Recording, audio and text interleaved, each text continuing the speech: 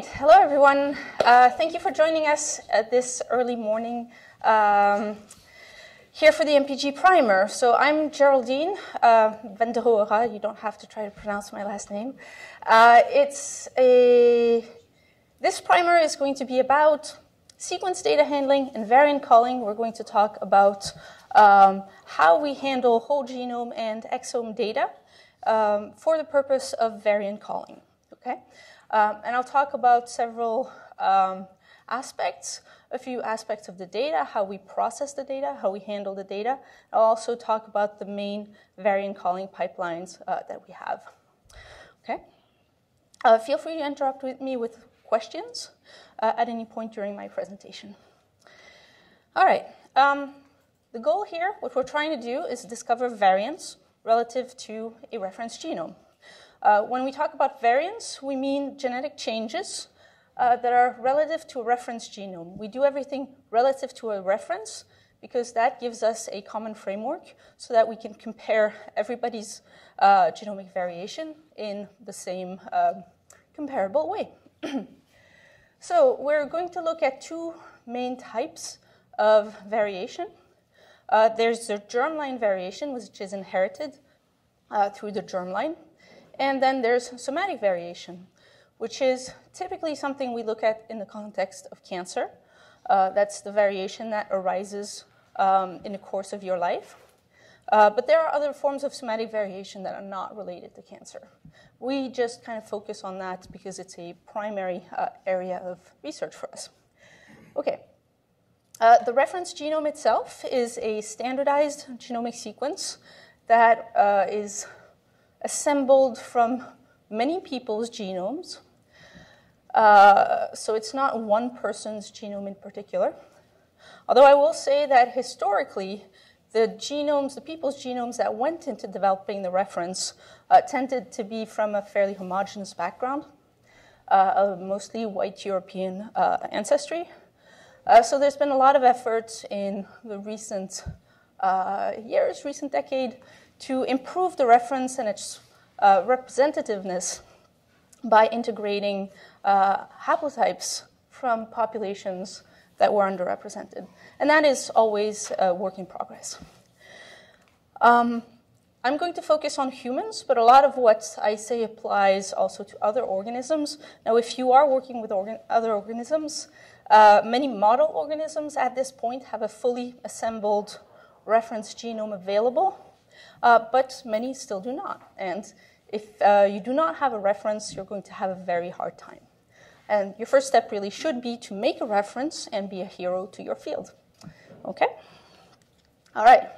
So there's different types of genomic variants. I already mentioned kind of the categorization between germline and somatic variation. Now, in addition to that, we're also going to differentiate the types of events in terms of what changes in the sequence. Okay, so if we have our reference sequence that's represented at the top, we have these different types, right? The short variants, point mutations or SNPs, single nucleotide polymorphism, and indels. That's when you have a single change or an insertion or deletion or of a few bases. Those are fairly simple changes. Then we have a category that is more complex, copy number variation, as well as structural variation. Technically, copy number variation can be associated or a form of structural variation. And that's when you have additional copies of a particular region of the genome or a deletion of some copies. Structural variation, you can have rearrangements, you can have here we're representing a sequence from a different chromosome that got translocated from chromosome 5 to chromosome 1. And there's various different forms that this can take. We are also listing here a type that's a little bit different. Here we're talking about the presence of pathogen DNA or just foreign DNA in the organism. That's going to manifest as a variation, but really is because there's somebody else's DNA in there. And I'm not going to talk much about that, but we do have pipelines now that allow you to identify and characterize these sequences. To talk a little bit more about what that looks like in practice, when we're looking for variation in the genome, here we're representing a portion of the genome in genome browser.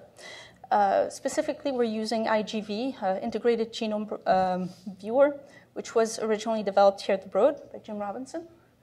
And at the top, if you're not familiar with this view, the top track gives you the depth of coverage, which is the amount of sequence reads that align to this particular area. And all these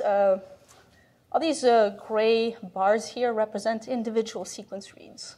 And so here we look at where they align to, and whenever there's colored bars or some additional symbols, that means that we've identified a possible change relative to the reference genome. So this, at this point, it's just the viewer, the genome browser is telling you that the information here is different from what's in the reference sequence. Doesn't mean there is a real variant. We'll have to use some more elaborate algorithms to determine whether that's the case. But in the meantime, we can already visualize and get a sense of what's in there. And so you see that SNPs, so single point mutations, are represented as these single bars. Here you have a very likely heterozygous SNP. Here you have a very likely, also probably a heterozygous SNP as well. Here in the middle there, well, on the side, this looks like potentially a homozygous SNP, okay? Then you have, let's see, we also have a possible insertion here that's represented with this purple eye. Now here we can't represent the inserted sequence. We don't have a way to visualize that. But this represents the fact that there's more sequence here that's in the reads than we can represent. If you have a deletion, you'll have just a little bar that looks like a hyphen. And then finally, you have these area when it looks like barcodes, multicolored barcodes, and you have a lot of them in a region. That can be just mapping errors, but sometimes when they're consistent, they can actually indicate the presence of copy number structural variation. And so that's why, in that case, we're going to need some software that can allow us to determine what's happening here. Okay? All right. So in order to investigate these events and to collect data and find out what's in any given person's genome, we're going to have two main types of experimental design as regards to the sequencing itself. Whole genome and exome.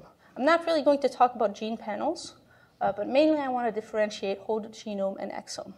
So in whole genome sequencing, we're going to try to sequence the entire genome, with the caveat that there are some parts of the genome that are still difficult to sequence, and so in those kind of dark regions, we might not have quality data that allows us to do variant calling. But for the most part, whole genome sequencing allows us to have coverage across everything across intergenic regions, gene regions, and even within genes, we have exons and introns covered.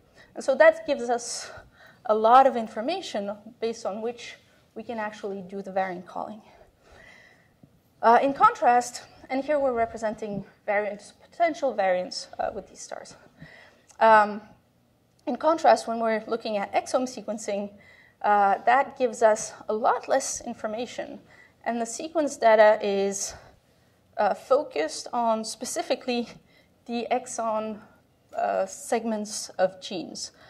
Based on the annotation that you're using, based on the kit, the manufacturer's kits that you're using, they will have targeted specific regions, specific exons. The difficulty there is that depending on the targets list you use, you may or may not have coverage everywhere that's of interest, and you may not always have the same targets lists as as data sets sequenced by other people.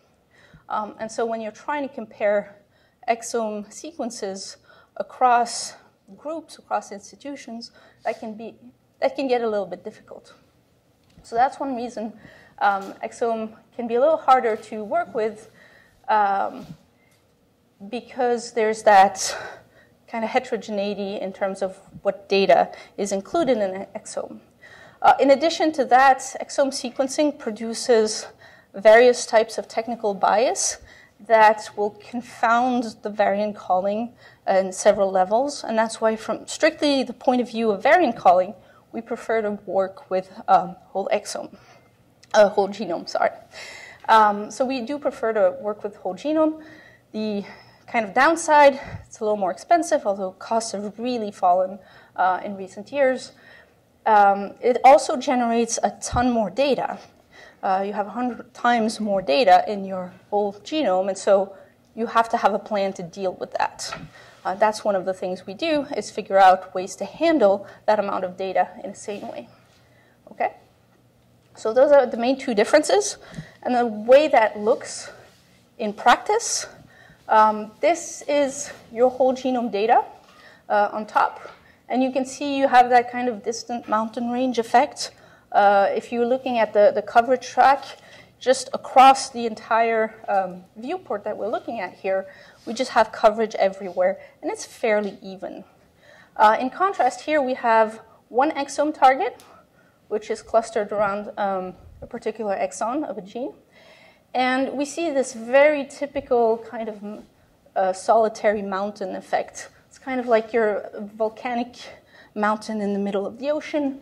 That profile is very typical. And so if you open a file of sequencing data, of aligned sequencing data, and you put it through a genome browser, you should be able to recognize pretty much on site, based on kind of this, whether it's whole genome or exome. Yeah, go ahead. Typically, how far past the end of an exon do these reads extend? Yeah, so how far do the reads extend? It depends a lot on the design of the baits that are going to capture reads, because basically you have all the reads, and then you're capturing a subset of the reads and washing out the others. The ones you capture, it depends on how the baits, there's like little oligos really, that are designed. Typically it's, I would say, 100 base pairs on either side, but that varies a lot.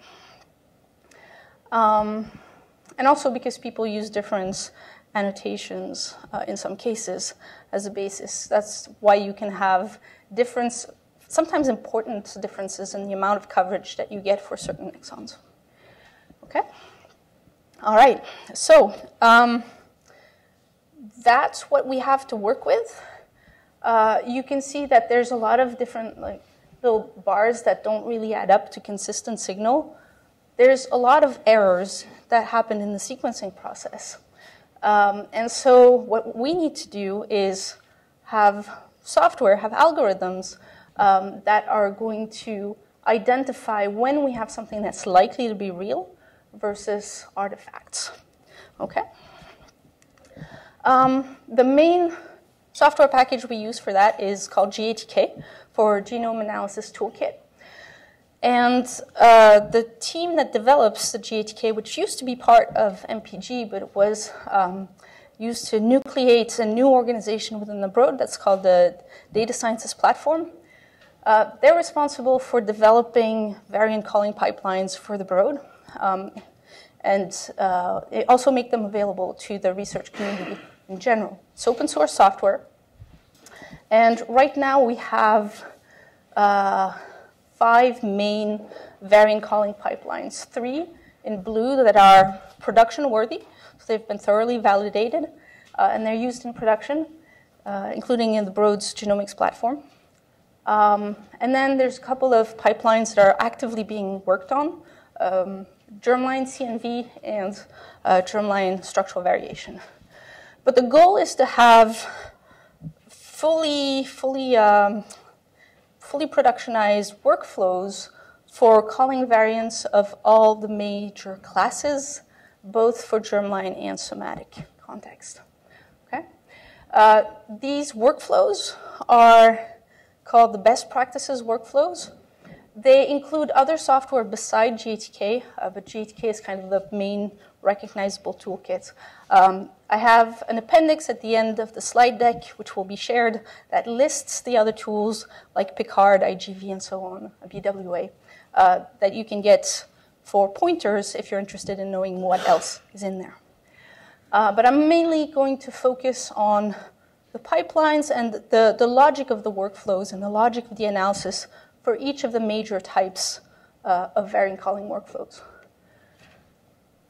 First, though, before we can actually do variant calling, we have to do some processing on the data, because the data that comes off the sequencing machine is a big pile of short reads, and we can't use that right out of the gates for variant calling. So we're going to do a little bit of processing. Just as a reminder, how we generate the data. Now, there was a primer a few weeks ago by Niall Lennon and Maura Costello, which is on YouTube. If you missed it, definitely watch that. They talk about the sequencing technologies, the current sequencing technologies, and kind of what's coming next.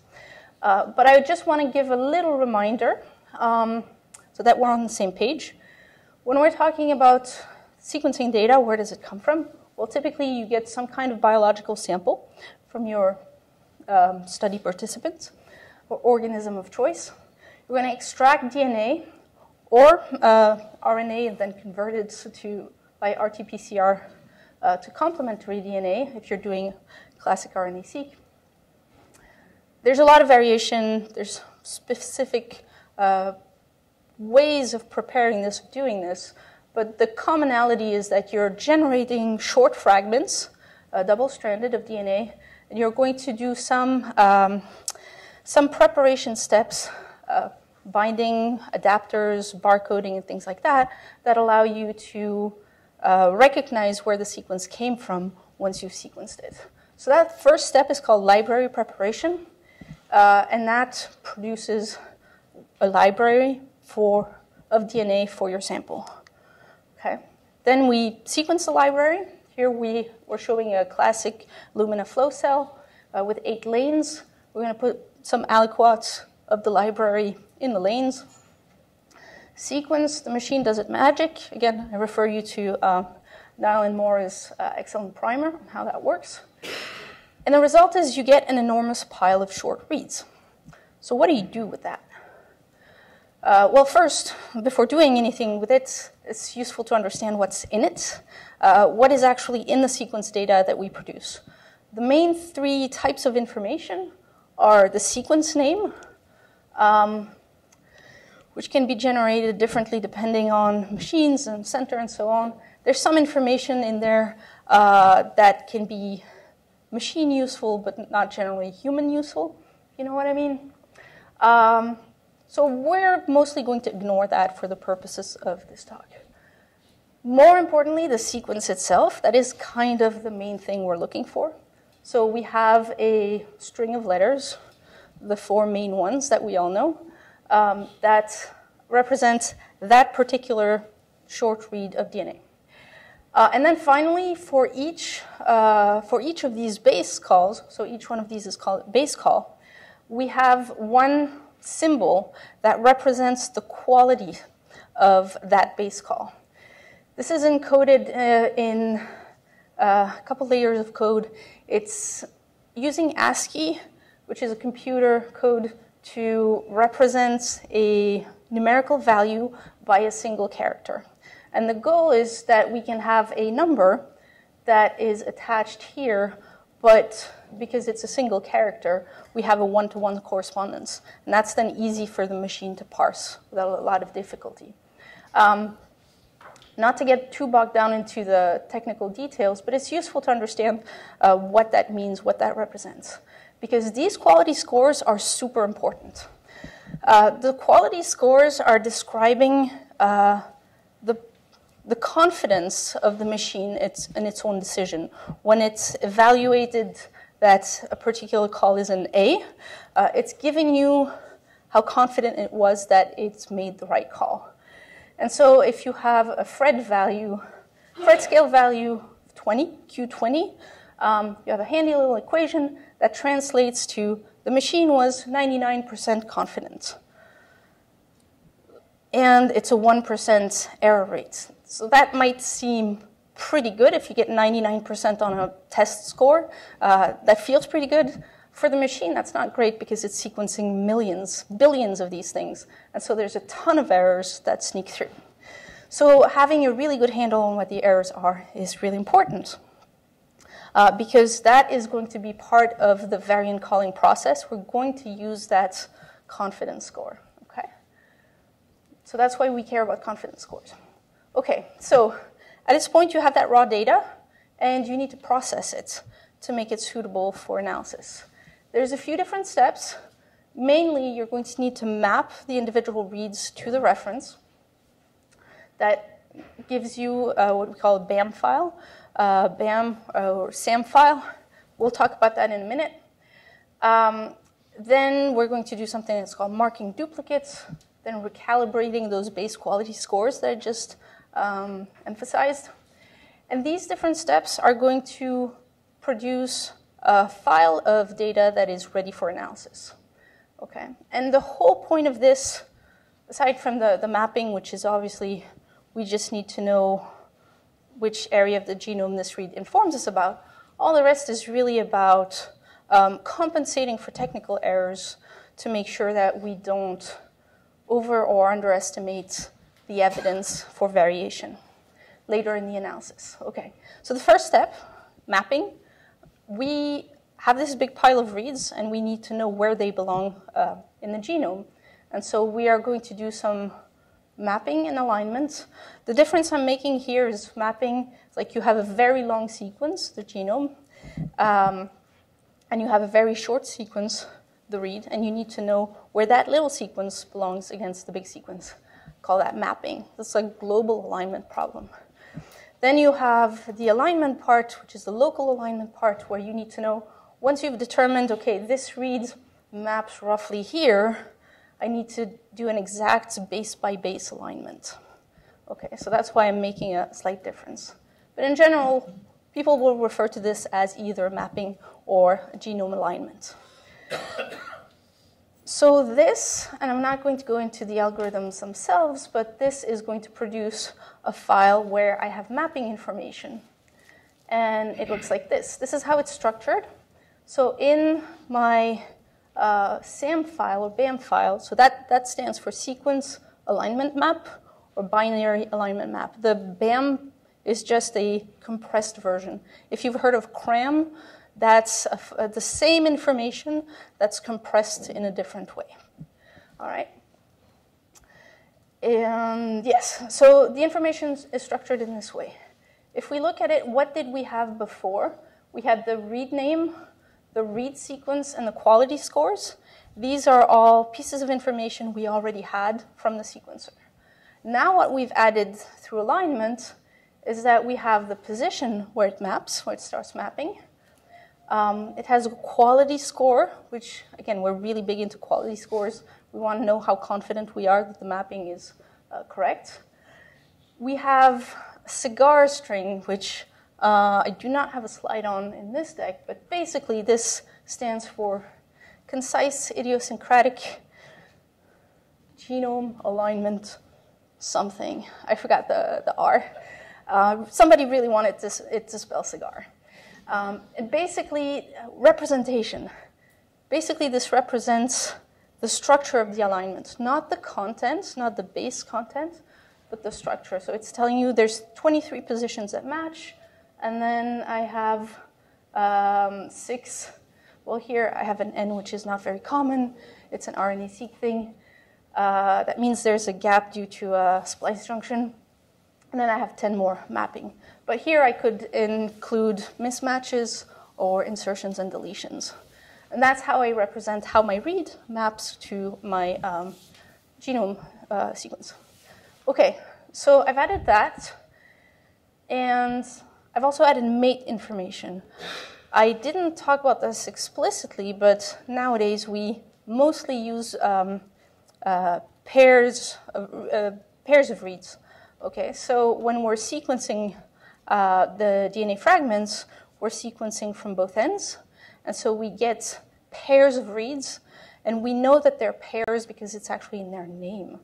And so that is useful because when we're going to do some of the variant calling, it's going to be useful to have that information. And so we'll have information about the mate of this read. If you're doing single-ended sequencing, that's typically a bit more old school, but then you will just not have anything in these fields. Okay? We do prefer paired design for various reasons that I'll not go into. Okay, so we've added this information. There's a couple of other things to point out. Flags is sometimes a bit difficult to interpret. It's one number that encodes a lot of information. I'll refer you to the documentation for that one. But basically, this is a way for us to encode in a very concise way whether there's a missing mate, whether there's some types of processing have been applied to the read, things like that. They're called SAM flags. And finally, the metadata. Here, any program that's processing this data is free to add information in this field. And so depending on the developer and depending on what they need to record, they may choose to add data in the metadata section. Okay, so that's what you have in your aligned reads. And I promise not to go into a lot of detail into all the formats, but I find that it's helpful to have a sense of exactly how this information is encoded, because if and when you work with this kind of data, you'll encounter these things, and they can be a little cryptic on first approach. Okay, so step 2, at this point, you have mapped reads. I realize this is the old version of the pipeline, so ignore this piece on the side here, but basically, once you've done the mapping, we're going to do something called marking duplicates. And the idea here is that through various things that happen while we prepare the DNA and when we sequence it, sometimes some of the reads that are produced are what we consider duplicates. They're duplicates in the sense that they were sequenced from the same fragment of DNA. Now, we don't want that. We don't want to count them because they're non-independent observations. And so we want to ignore them when we're doing variant calling. We don't necessarily want to throw them out, but we want to be able to ignore them. And so marking them allows us to do that. And so we have an algorithm from the Picard toolkit that is going to allow us to take just one representative read from a group of duplicates, and that's what the variant caller will see. Okay? All right.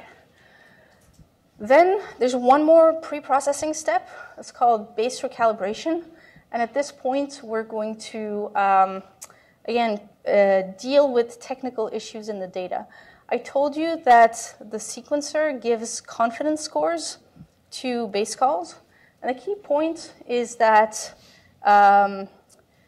sometimes the sequencer is a little bit deluded about how right it is. And that's fine when it's random. You can deal with randomness. Randomness is great. What we don't like is when there's a systematic bias. As in all things, systematic bias is bad. And so, because we know that sometimes the sequencer will have a higher probability of making a mistake in certain sequence context, we want to make sure that we don't end up with variant calls that are similarly biased. And so what we're going to do is that we're going to apply a machine learning approach that will look at the distribution of the quality scores relative to some covariates, like the sequence context, and detect when, for example, and you'll have to trust me, when I have the bar here up there, I'm saying the empirical score minus the quality. So empirical score is what we measure in the data based on this machine learning. The reported quality is what the machine told us. If we subtract that and we find empirical minus reported quality is high, that means the machine actually underestimated, and on average, it's more accurate than it thinks. But if it's low down here, that means that it is biased in the other way. It's making more mistakes than it thinks. And so here we're going to have information that's inaccurate in a systematic way. Specifically, if we have a C and an A, then the next base is most likely going to be wrong. And so we need to know that. Now, that's not something we can say, do model once and then just apply. It depends on every run. Every run is different because this is influenced by small manufacturing defects in flow cells, various things that can go wrong with the machines. And so every time we need to model for a particular set of data what's wrong in it and address it. We can't fix the base calls, but we can adapt to the confidence scores accordingly. At that point, we're done if we're just working with DNA. If we're working with RNA-seq, there's one more processing step that we need to do, because when you're sequencing RNA, messenger, really you're sequencing something that comes from messenger RNA that has been spliced. And so when you map these reads back to the original reference, you're going to have gaps. If you treat it the regular way, this will look like a massive deletion when it's not. It's just because of a splice junction. And so we have some processing that can look at that and treat the reads accordingly. And that completes the pre-processing parts. Are there any questions about the data processing? No? Move on to variant calling, which is more interesting? Okay, got it. Enthusiastic nodding. All right. So now let's talk about how you go from these aligned reads that have been beautifully cleaned and actually generate some variant calls from that. Let's go through germline short variants first, SNPs and indels, and specifically what we call joint calling. So this is the overall pipeline that we do. This is the pre-processing that I just finished explaining. And this part, the central part, is the really important part, the joint calling. Okay? And so I'm going to talk a little bit about what is the logic of joint calling for germline short variants before going into what the actual steps are. The idea is that we want to analyze samples from different people together because that will empower us to do a better job of the variant discovery. We kind of start from the idea that a single genome in isolation is almost never useful. Now I'm talking about research purposes. In the clinical context, that might look a little different. But in the research context, you're always trying to compare your genomes against a population, other groups, and so on. We're going to want to use family or population data. And there's a lot of information in having a group's genomes. And now what I want to emphasize is that when you do this kind of work, you can't just take individual call sets, meaning sets of variant calls that were made for different people, because that's going to be fairly underpowered. What you need to do is a joint call set, which is going to take all of the people you want to analyze and do an analysis jointly. That gives you a lot of advantages from a technical point of view. I think I'm running a little out of time, so I'm not going to go into the full detail. But the idea is that from a technical standpoint, if we have variant information from multiple people, we can be more confident that it's real variation as opposed to a technical artifact.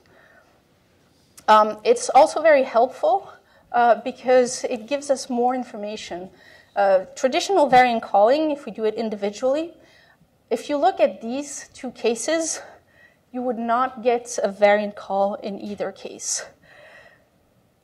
These are two markers, predictors of Alzheimer's. And in this case, we have sample A, comfortably home ref. There's clearly no variation here. This person does not have this risk factor.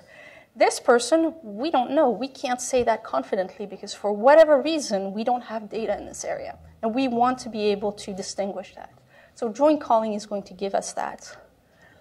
Now, in practice, the way we do it is that we're going to do the first part of the analysis per sample, and that's for scaling purposes. So all the pre-processing that I talked about is done individually. And then there's a first step of identifying possible variants that's done individually as well. And that is going to produce a type of file, type of variant call file, that's called a GVCF, that has information at sites where we think there's variation, like the one in yellow, but also information at the sites where we don't think there's anything, like the site in blue. But we're not just saying we didn't see anything, we're going to say this is how confident we are that there was nothing, no evidence in there. And the advantage is that once we have that, we can take the GVCFs from all of the people that we want to analyze jointly and actually do the joint analysis and then output just the variation, just the VCF, the variant call format file for the cohort. But this step is very scalable. It scales linearly, and it's fairly easy to do at very large scale. And that's how we can do something like the Nomad call set. It's very large numbers of samples, a lot of data. It scales thanks to this GVCF workflow. Question? How does the joint calling affect the confidence of calling rare variants like singletons? So there's been in the early days, that was a problem, but that was addressed. And now we're not losing confidence on single variants. So we're not penalizing them as such, but we're reinforcing our confidence of the ones that we do see. Yeah, but the thing is, if it's a singleton that you wouldn't be able to call by itself because the evidence is not good enough, you're still not going to be able to find it. But if the evidence was good in the first place, you will retrieve it. Not increasing its confidence. Correct, yeah. Okay. Once we have the variant calls, we're going to apply some filtering techniques. This is an area where there's a lot that has evolved recently. We're increasingly using machine learning approaches. The idea is to be able to distinguish programmatically after the calling and based on some additional modeling, what are the variants that are likely to be real versus the artifacts. Because the variant caller is designed to be very sensitive, to call as much as possible, and then we have this filtering more as a post-processing step to separate the wheat from the chaff. Okay? Then we can do some additional post-processing if we have information from a population, if we have population frequencies, if we have family structure information, and we have genotypes from family members. We can do an analysis that takes that into account and will basically allow us to correct some genotype assignments and give us more confidence in the quality of the genotypes. So I didn't really go into that, but the previous steps were about really calling the variants and saying, is there evidence of variation or not in this person at this site?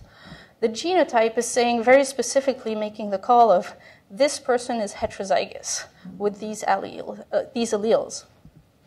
But that can be difficult to do in a first pass. With this additional information, we can refine the quality of the genotypes and get more confidence, which allows you, when you're doing something like looking for de novo mutations, if you've got a large call set, this is a real case. There were, for a particular individual, 417 possible de novos identified from the raw calls.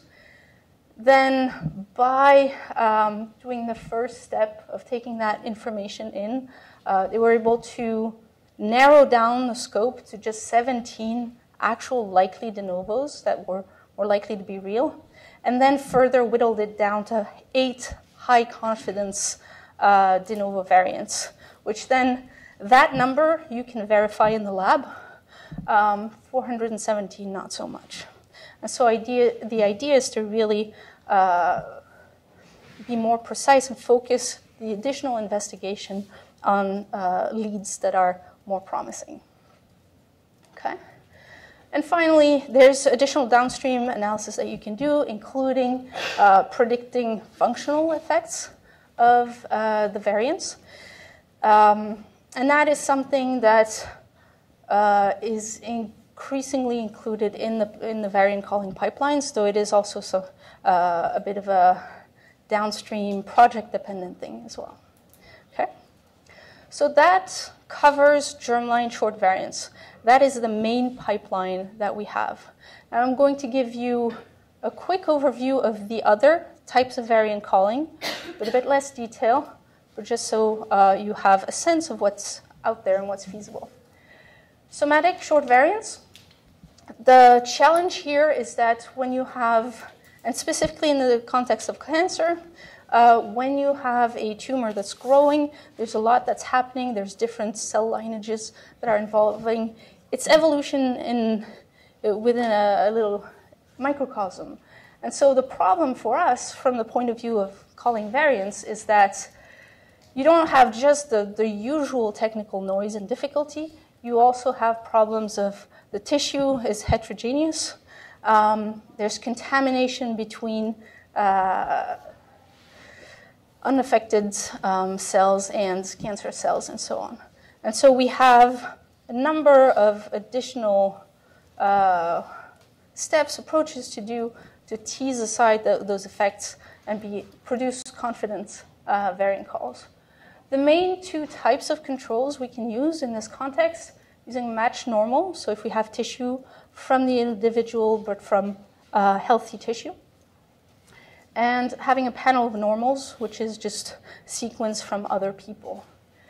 The matched normal allows us to subtract the germline background of the individual, and the panel of normals we're going to use to subtract just systematic noise, artifacts that are recurring in many people. Just to give you a visual, if you imagine that in the matched normal, that's what this area looks like. We have several possible germline SNPs. And then in the tumor, we have these as well. They're not somatic, since we're also seeing them in the germline sample. But here we have additional variation, and this is more likely a somatic mutation. Okay? Now, this is not perfect because you can have artifacts, technical artifacts that for whatever reason happened in the tumor sample but not in the normal sample. So having a panel of normals is going to help us compensate for that. There's also some cases where there's a germline event, but we were actually not able to call it confidently in the tumor. Again, in this case, having the panel of normals may help us identify that if it's a common variant. And so the idea here is to weed out artifactual calls that are not real somatic mutations of interest. So that's the 1,000-mile-high view of somatic short variants. I want to give you a similar high-level view of somatic copy number variation. The idea with copy number variation is that when we sequence the sample, we'll have the same amount of sequence, roughly, in the same region in 2 different sequencing runs.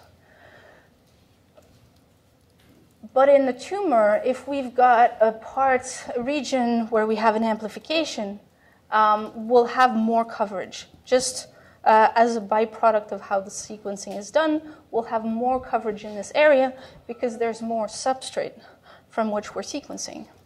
And so everything in copy number variation is about looking for how much relative coverage we have. So the key point here is that we're collecting the amount of coverage we have at each region that we're looking at in the genome. But we need to normalize because there's various sources of noise that cause one region to have just more coverage than another, kind of systematically. And so we want to get to a point where we're able, if this is the copy ratio that we're measuring, we want, and each dot is a target that we're looking at, we want to get to a point where things that are not amplified or deleted are roughly on the one line. And then if you have an amplification, it emerges from the noise. There's several steps that are involved in making this happen.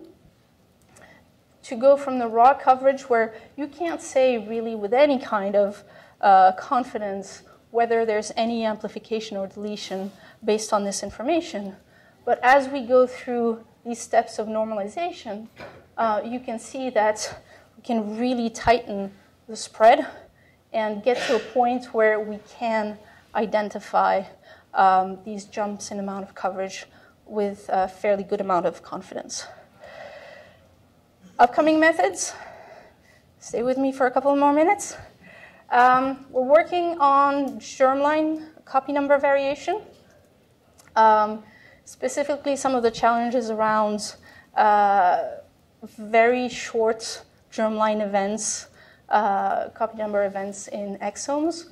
And the GATK team now has an algorithm that does very similar in terms of the idea of denoising and segmentation and calling to what we saw for the somatic copy number variation.